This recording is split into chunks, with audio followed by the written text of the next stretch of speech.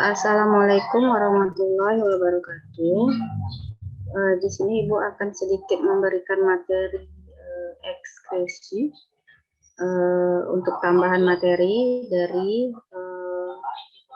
materi presentasi yang telah disampaikan oleh teman-teman kelompok 1, 2, dan 3. Nah,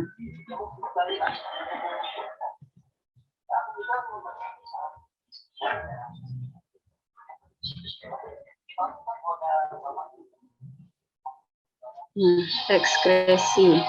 Nah, ekskresi ini yang kita bahas adalah ekskresi pada manusia ya. Nah, ini jangan dilihat ya. Ini terdapat pada hewan. Nah, di mana di sini alat-alat ekskresi itu ada kulit, hati, paru-paru, dan ginjal ya. Di mana di sini alat-alat ekskresi itu bisa mengalami kelainan penyakit ya, penyakit kulit, hati, paru-paru, dan ginjal. Nanti kita bahas ya. Kemudian di mana di sini kulit itu bisa dia atau hasil ekskresinya berupa keringat. Kalau hati dia akan mengekskresikan cairan empedu. Paru-paru itu dia menghasilkan CO2 dan juga H2O, karbon dioksida, kemudian juga air. Kemudian di sini ginjal. Nah, ginjal ini dia akan mengekskresikan urin ya. Nah, bagaimana cara pembentukan urin itu? Melalui 3 tahap ya. Ada tahap filtrasi ya atau tahap penyerapan, kemudian ada tahap reabsorpsi atau penyerapan, yang ketiga itu ada tahap augmentasi ya. Nah, kita bahas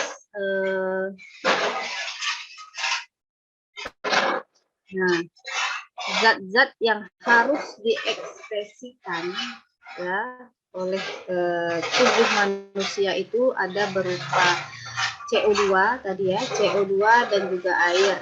Nah, ini berasal dari sisa pembakaran zat-zat makanan yang berasal dari karbon dioksida, lemak, ataupun protein. Sedangkan yang amonia merupakan sisa pembakaran senyawa protein ataupun asam amino. Selanjutnya ada urea. Ini dibentuk dari amonia dan karbon dioksida melalui reaksi dengan asam amino ornitin.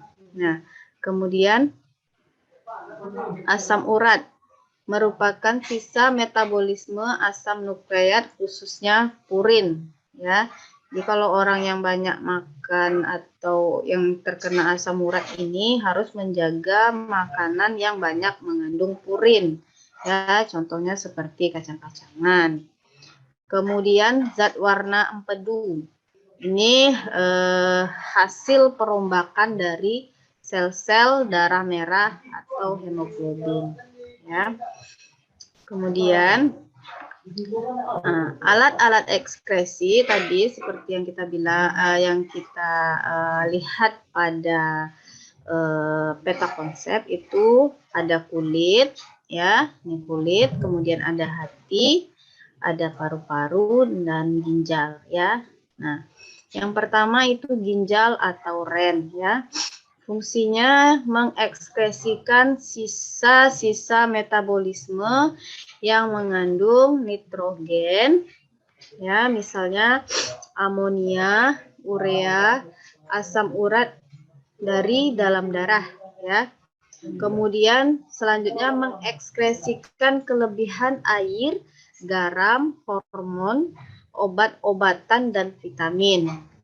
Kemudian dia juga memelihara tekanan osmosis dan pH cairan tubuh. Nah, hasil akhir dari sistem ekskresi ini pada ginjal akan menghasilkan urin ya. Kemudian di sini kita lihat struktur ginjal. Jadi ginjal ini kalau kita iris membujur, maka akan terlihat struktur seperti ini ya. Di mana struktur ginjal itu bagian luarnya ini ada namanya kapsul berserabut ya. Jadi dia kapsul berserabut. Nah, kemudian di bagian dalamnya lagi ini dinamakan dengan korteks ya. Kemudian di bagian yang berwarna lebih terang ini, nah ini namanya adalah medula ya. Nah, tak kalah pentingnya di sini adalah terdapatnya nefron ya. Jadi nefron ini banyak sekali terdapat di dalam ginjal ya. Ada sekitar 1 sampai 4 juta nefron dalam sebuah ginjal. Jadi bisa kita bayangkan jumlahnya sangat banyak ya, 1 sampai 4 juta. Nah, bayangkan saja kalau misalnya nefron itu dibentangkan sampai berapa kilometer itu ya. Nah, kenapa itu atau kenapa nefron ini bisa diciptakan sedemikian rupa, sedemikian banyaknya? Nah, ternyata yang berfungsi untuk membentuk urin, yang berfungsi untuk menyaring atau fungsi utama ginjal itu terdapat di nefron ini ya. Jadi nefron inilah yang sangat berperan penting di dalam sebuah ginjal. Nah, kemudian di ginjal ini ya nanti hasil dari pembentukan urin sesungguhnya itu akan masuk ke dalam saluran ini yang dinamakan dengan ureter.